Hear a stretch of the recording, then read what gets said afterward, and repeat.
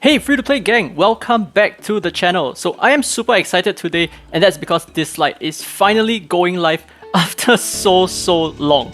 So for today's content, I'm going to try to convince you to download the game and give it a shot if you haven't already done so or are still sitting on the fence about it. Now the game may still be in pre-register for some of the regions out there right now, but just give it some time and it should reflect in your store today. So I am free-to-play, by the way, also known as Daddy Free-to-Play, and I am also officiated as one of Dislyte's few partnered content creators, and I will always provide the best content that I can. Now all I ask for in exchange is that if you find this video helpful and have decided to try the game, then please consider subscribing, as subscribing is free and you can always change your mind later on. So due to the limitations of time, I can only go through some of the more gleaming aspects of the game that really stand out to me in this video. So let's start with the obvious, that this is a fresh new gacha. So clearly I can't skip this, okay? So this is a fresh new gacha under the umbrella of Lilith Games, who is also the renowned developer of titles such as AFK Arena and Rise of Kingdoms. So if you do not know much about this company, all you need to know is that they are very free-to-play friendly in the way their games are designed. And they focus a lot on the player's experience to create long-lasting titles that will stick around for a good while. So you should have already known that AFK Arena has been around for quite some time and it's still thriving.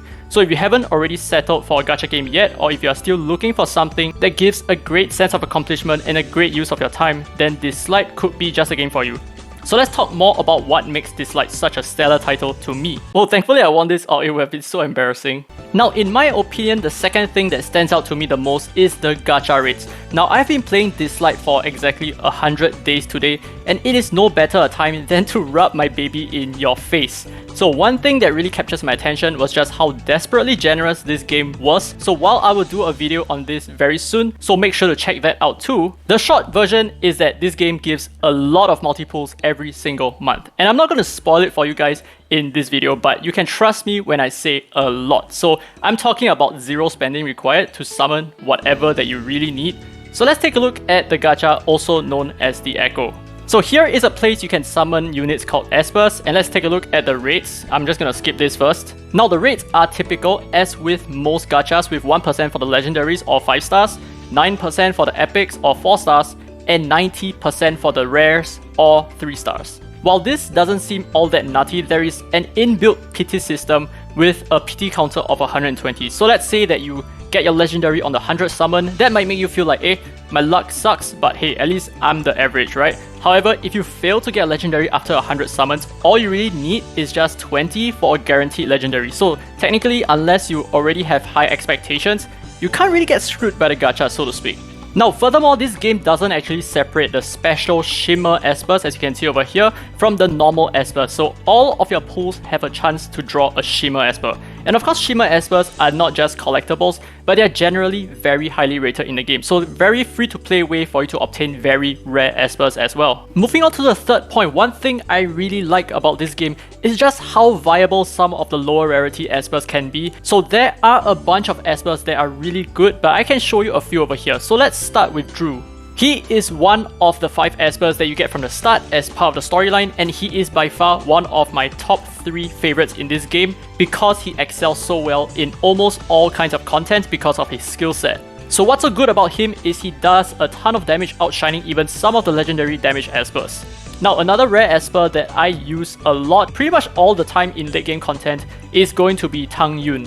Now, he is incredibly strong and has the potential to do infinite damage on his first skill, so he makes for a very fun yet viable Esper for the hardest content in this game, or rather all the hardest contents in this game. And another one to make the mark is obviously going to be Yesuhua. You might have heard of her before. If you haven't heard of her, she has viability for all content and is a regular stay in most endgame players' team comps. So she is also completely free, and you can get her through special content called the Ripple Dimension, which I'm not going to talk about in this video, but just know that Suhua is one of the best supports in the game, and she is super cheap to build. Now, there are so much more that I can talk about, and the way that I like to say it is, the Espers in this game are either nice or niche. So that means that every Esper is viable in its own right and useful in varying content. To add, the generally weaker Espers get regular updates to make them more viable. So if you checked my latest tier list video, I'll link it at the top for you to refer to, you will see that 10 of them who were once rather poor in function have become relevant, well, at least to an extent. So this isn't a game that forces you to chase banners to stay relevant with the latest content, and instead, the espers you have built will always find a place in this game, so go crazy with your team building. Now the next one definitely has to be the auto repeat function in this game. So I have never seen anything like this before. So over in the settings, you can see that you can select so many different kinds of functions. So one, there is the terms for ending the multi-battle. So it stops upon a defeat, or it stops when one of your espers reach a max level. Or there are also ways for you to replenish stamina, which is one being the stamina supply pack and the other using your paid currency or your Nexus crystal. And also there is the relic auto selling, which I think has been super useful for me. I'm able to clean up my inventory so easily without having to worry about my inventory being overflowing with relics in the first place.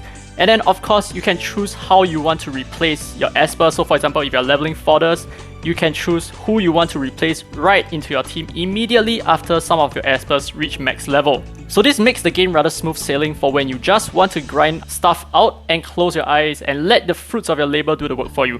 And it also removes some of the more annoying bits of gacha gaming, which to me is finding another fodder in your esper inventory to level up with. So you don't have to go through all of your espers, especially now when I have like 800 espers sitting in my inventory. So that really sticks with me, and I have been able to be an adult about my gaming hours, and to do what I really want on the side. I can work and play at the same time is perfect.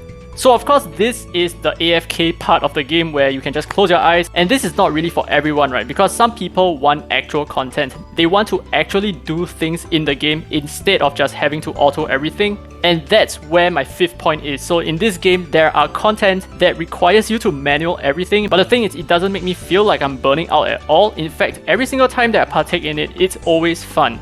So the first one has to be the cube miracle. So for this content, I can't show you now because I've already completed it and it was really well worth of my time. So this content actually gives a lot of payouts. Not just that, it also requires you to think a lot because it requires you to plan your steps ahead before you reach the end. And it can get very, very difficult very quickly. But at the same time, with the right planning and with the right structure of the teams that you're bringing in, you can absolutely clear it without any hiccups. And of course, next has to be the Infinite Miracle, which is also the ever-changing temporal tower. So I have never seen a game that has a tower system like this that changes every single month. So you will never encounter the same setup in any of these tower comps that you're going to face. It's always different, and the effects that they have are always different as well. So for example, some of the boss stages, they are in multiples of 5. You'll notice that they have like different kinds of temporal disturbance, which kind of like changes the way you play this specific stage for this specific month. So it changes every single month, and it's basically endless content, so to speak. And of course, this is most probably going to be where you're going to manual a lot because the content gets really difficult, and it's also where the end game is truly at. So these are the 5 reasons why I feel like you should get into Dislyte right now. Get it as soon as you can, because there are over 2 million pre-registered players right now who are just waiting to hop on into the game and get a great head start. So if you find that you have been convinced to try out the game, go ahead and give this video a thumbs up. That really helps my channel, and it lets me know that you appreciate the content that I throw out to you guys. And of course, subscribe for more Dislyte content. And this has been free to play, by the way. And as always, I will see you in the next video.